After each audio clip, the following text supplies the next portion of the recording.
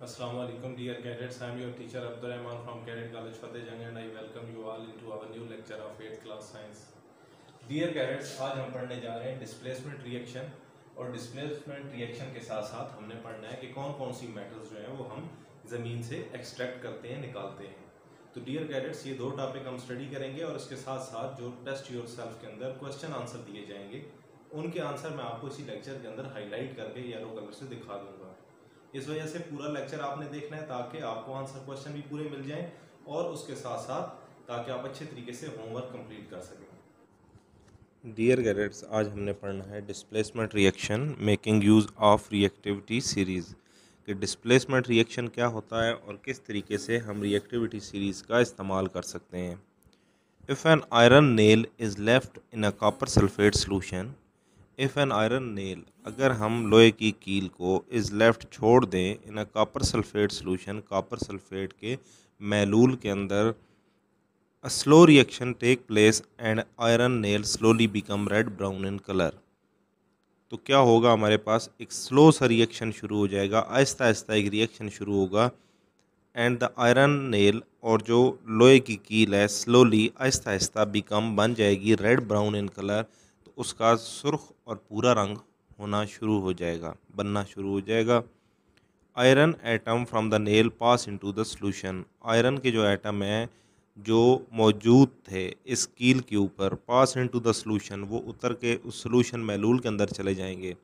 Copper atom that were in the copper sulphate solution, और copper के atom that were in copper sulphate solution, जो copper sulphate solution के अंदर थे, form a layer, वो एक लेयर बना लेंगे, एक तय बना लेंगे of red brown solid copper on the nail.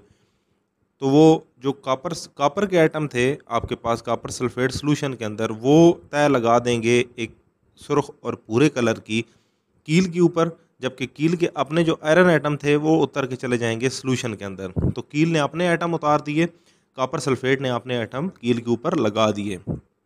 This reaction is an example of displacement reaction, ऐसे रिएक्शन को आप डिस्प्लेसमेंट रिएक्शन कहते हैं, या ये मिसाल है आपके पास डिस्प्लेसमेंट रिएक्शन की।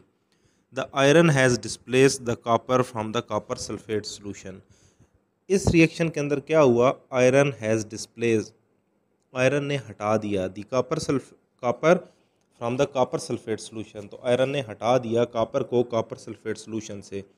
The equation for this reaction, तो इसके लिए जो इक्वेशन बनती है आपके पास, वो अगर आप देखें तो कॉपर सल्फेट प्लस आयरन दोनों मिलते हैं तो हमारे पास बन जाता है कॉपर प्लस आयरन सल्फेट। तो कॉपर सल्फेट और आयरन मिले तो कॉपर अलग हो गई और आयरन सल्फेट ने आपस में एक जोड़ा बना लिया, वो आपस में इकट्ठे हो गए। द रिएक्शन वर्क, ये रिएक्शन काम करता है बिकॉज आयरन इज़ हायर, क्योंकि आयरन जो है वो हमारे पास ऊपर है। किधर ऊपर है, द रिएक्टिविटी सीरीज़ में आयरन जो है वो ऊपर है, देन कॉपर, कॉपर से। The reaction would also work, ये रिएक्शन तब भी होता if magnesium, zinc, tin were put into the copper sulphate solution, अगर ये रिएक्शन तब भी हो जाना था अगर हम क्या करते, मैग्नीशियम, जिंक, टिन को भी कॉपर सल्फेट सोल्यूशन के अंदर डालते, तो तब भी डिस्प्लेसमेंट रिएक्शन हो जाना था। However it would not work with silver और गोल्ड, लेकिन चूँकि सिल्वर और गोल्ड रिएक्टिविटी सीरीज़ में हमने लास्ट लेक्चर में पढ़ा था वो बहुत ही डाउन होते हैं, इस वजह से ये रिएक्शन वहाँ तो नहीं हो सकना था, लेकिन जिंक, टिन और मैग्नीशियम के साथ ये रिएक्शन हो जाना था। Displacement reaction only take place, displacement reaction सिर्फ तब होता है when the metal that is put into the solution is higher in the reactivity series than the metal in the solution। when the metal that is put, वो धात जो solution के अंदर डाली जाए वो क्या होनी चाहिए, हायर होनी चाहिए, वो बहुत ऊपर होनी चाहिए, रिएक्टिव होनी चाहिए रिएक्टिविटी सीरीज़ के अंदर, then the metal in the solution, उस मेटल की निस्बत जो सॉल्यूशन के अंदर शामिल की गई है। अब कॉपर सल्फेट का सॉल्यूशन था, कॉपर सल्फेट मेटल है तो उसका सॉल्यूशन था, जबकि हमारे पास नेल जो है ये आयरन थी। तो ये कह रहे हैं कि हमारे पास जो भी मेटल बाहर से उठा के डाली जाए सॉल्यूशन के अंदर वो हायर होनी चाहिए उस सॉल्यूशन की मेटल की निस्बत। अब हम चलते हैं नेक्स्ट, तो हमारे पास है displacement reaction can be used, displacement reaction का इस्तेमाल हो सकता है to investigate the reactivity of metal, तो डिस्प्लेसमेंट रिएक्शन का यूज़ क्या हो सकता है कि आप मेटल की प्रॉपर्टीज़ को इन्वेस्टिगेट कर सकते हैं, स्टडी कर सकते हैं। Some example are shown in the table, तो कुछ एग्जांपल टेबल के अंदर दिखाई गई हैं। अगर हम बात करें सबसे पहले मैग्नीशियम की, तो magnesium solution to which metal is added, वो सॉल्यूशन जिसके अंदर आपने मेटल को डालना है। अगर आप मैग्नीशियम को मैग्नीशियम क्लोराइड सॉल्यूशन के अंदर डालेंगे तो डिस्प्लेसमेंट रिएक्शन नहीं होगा। उसके बाद आयरन सल्फेट सॉल्यूशन के अंदर डालेंगे तो ये जो नीचे की तरफ एरो लगा हुआ है, ये एरो क्या शो करता है? It shows less reactive metal is displaced from the solution. Cross sign show that there is no reaction. Cross sign का मतलब है कोई रिएक्शन नहीं होगा, जबकि जो एरो डाउनवर्ड लग रहा है इसका मतलब है लेस रिएक्टिव मेटल जो है वो सॉल्यूशन में डिस्प्लेस हो जाएगी। तो अब आप देख सकते हैं मैग्नीशियम आयरन सल्फेट में डिस्प्लेस होगा, लेड नाइट्रेट में, कॉपर सल्फेट में, सिल्वर नाइट्रेट में। इसी तरीके से आयरन भी है, लेड भी है, कॉपर भी है और सिल्वर भी है, तो ये सारे उन्होंने दिखा दिए। डियर कैडेट्स, इसके बाद हम चलते हैं तो हमारे पास आगे आ जाता है टेस्ट योर सेल्फ में पहला क्वेश्चन का ए part. When an iron nail is put into the copper sulfate solution, there is a displacement reaction. What does this mean? इसका क्या मतलब है? तो अगर हम पिछले पेज पे आ जाएं तो इसका मतलब ये है कि iron atom from the nail pass into the solution. Copper atom that were in the copper sulfate solution form a layer of red brown solid copper on the nail. This reaction is an example of displacement reaction. तो ये आपके पास जो मैंने आपको show कर दिया, तो ये इस पहले क्वेश्चन 1A का आंसर है। डियर कैडेट्स, हमारा नेक्स्ट क्वेश्चन है what would happen if silver और zinc were used instead of iron. अगर आप सिल्वर या जिंक का इस्तेमाल करते तो क्या होता? जिंक के साथ तो ये रिएक्शन हो जाना था, the reaction would also work with magnesium zinc और टिन, तो जिंक के साथ ये रिएक्शन हो जाना था। लेकिन अगर सिल्वर के केस में देखें तो it would not work with the silver, इसने सिल्वर के साथ काम नहीं करना था, तो this reaction would not have work. तो इसका रिएक्शन जो है वो हमारे पास जिंक के साथ जो है वो हो जाएगा, लेकिन सिल्वर के साथ जो है वो नहीं हो सकता, क्योंकि सिल्वर जो है वो रिएक्टिविटी सीरीज़ में बहुत ही डाउन है। डियर कैडेट्स, उसके बाद हमारा जो नेक्स्ट टॉपिक है वो है मेटल्स फ्रॉम अर्थ, कि हम जो मेटल्स धातें निकालते हैं ज़मीन से।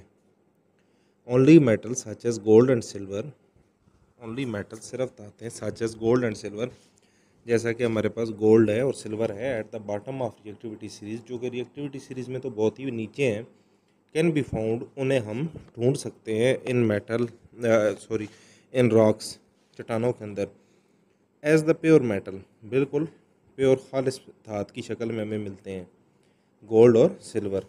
अदर मेटल्स आर फाउंड, जबकि कुछ दूसरी धातें मिलती हैं इन रॉक्स, चट्टानों के अंदर, एज कंपाउंड, एक मेलूल की शक्ल में, जिसे आप ओर कहते हैं। तो कुछ तो बिल्कुल खालिस मिल जाते हैं आपको, जैसा कि हमारे पास गोल्ड है और सिल्वर है। कुछ जो है वो आपके पास एक मिक्सचर सा बना होता है रॉक्स के अंदर, उसको आप ओर कहते हैं। This is because these metal are reactive and at some time in the past they have reacted with element like oxygen and sulfur to form compounds such as oxide and sulfide।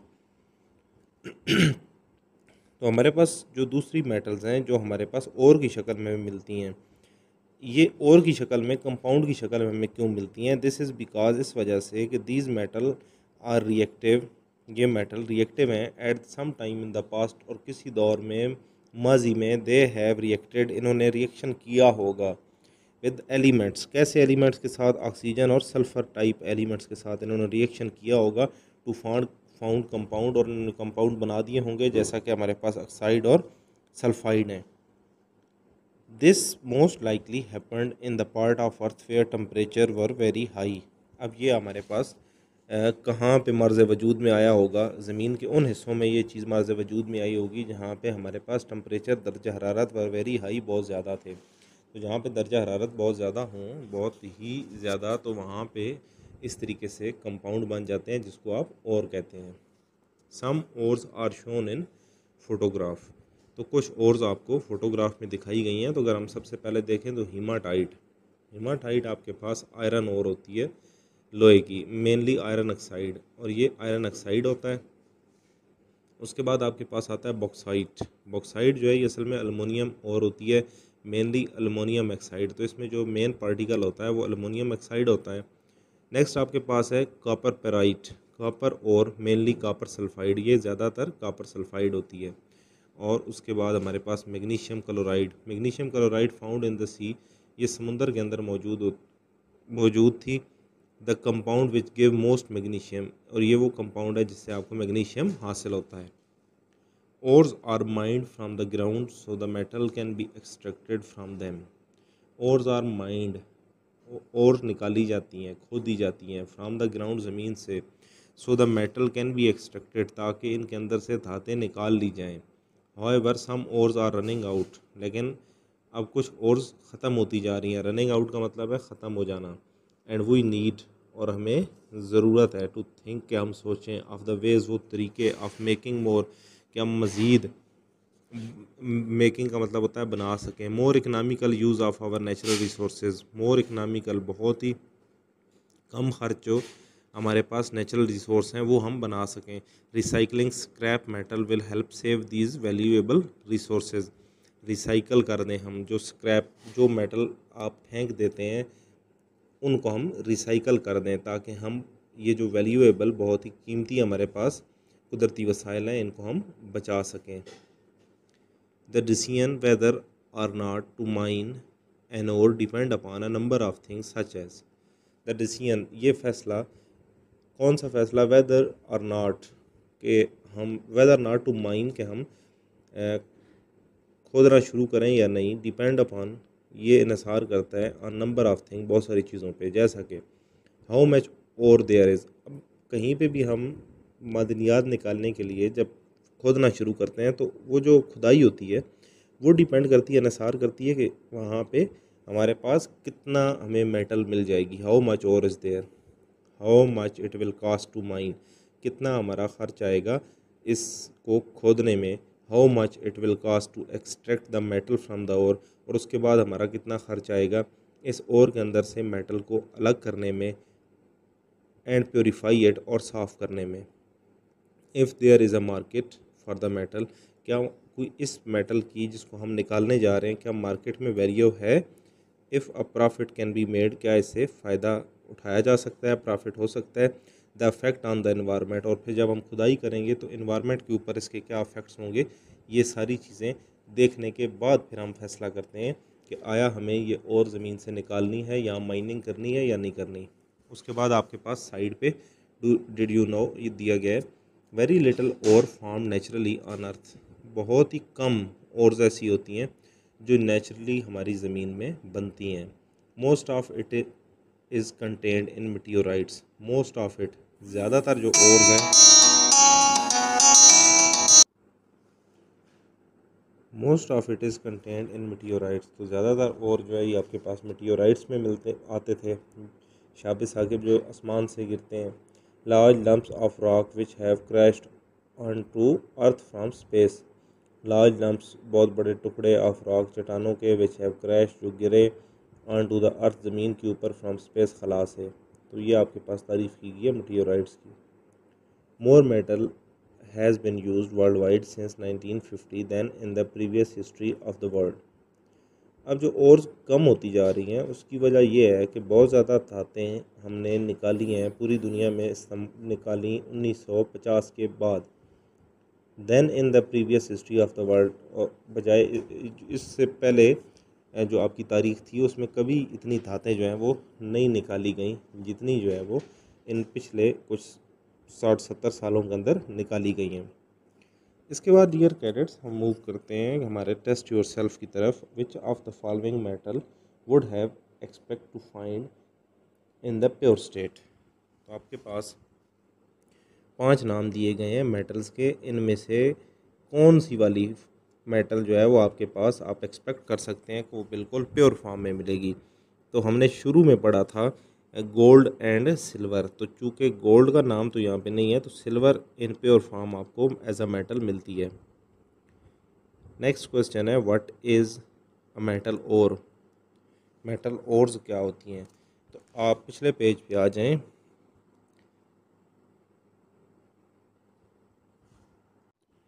Ores are mined from the ground so the metal can be extracted from them. Ores आपके पास हम खोद के निकालते हैं ताकि उसमें से हम मेटल निकाल सकें। अब और होती क्या है, these metal are reactive at some time in the past they have reacted with the elements like oxygen and sulfur to form compounds such as oxide and sulfide. This most likely happened in the part of earth where temperature were very high.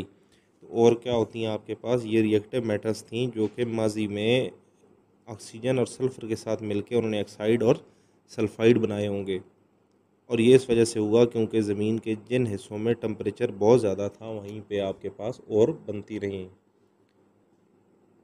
Explain why most metals are found as compound in ore. तो इसका भी answer तकरीबन आपके पास same ही बनता है कि आपके पास ज़्यादा जो मेटल थी चूँकि पास्ट में वो रिएक्टिव थी, ऑक्सीजन और सल्फ़र के साथ रिएक्ट कर गई, और टेम्परेचर जहाँ पे बहुत ज़्यादा हाई था वहाँ पे ये काम होता रहा। इसका भी सेम वही आंसर बनता है।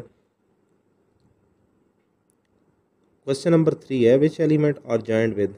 आयरन के साथ हीमाटाइट में कौन सी चीज़ मिलती है, तो आपके पास ऑक्साइड ऑक्सीजन मिलती है।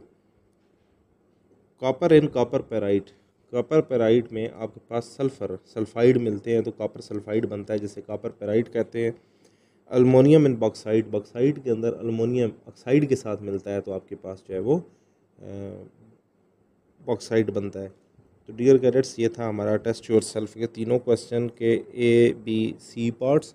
तो यही आपका इसमें होमवर्क मैंने आपको बता दिया। टेस्ट योर सेल्फ में आपने क्वेश्चन 1 करना है, क्वेश्चन 2 के दोनों पार्ट्स आपने छोड़ देने हैं, और अगर आप करना चाहें तो आप कर भी सकते हैं। Give 2 suggestion for the identity of metal x, तो मेटल एक्स कौन सा है, कॉपर और सिल्वर है। How could the student find out which of these is the true identity of metal X। तो मेटल एक्स की ट्रू आइडेंटिटी क्या है, क्या शनाख्त होती है, तो वो शनाख्त यही होती है कि वो आपके पास बहुत ही लो होता है रिएक्टिविटी सीरीज़ के अंदर। तो बहरहाल आप छोड़ दें क्वेश्चन नंबर 2 को। तो क्वेश्चन नंबर 1 पहले टेस्ट योर सेल्फ का, और क्वेश्चन नंबर 1, 2, 3 दूसरे टेस्ट योर सेल्फ के, ये आपका होमवर्क होगा। ये था हमारा आज का लेक्चर। मिलते हैं नेक्स्ट लेक्चर के साथ, तब तक अल्लाह हाफिज़।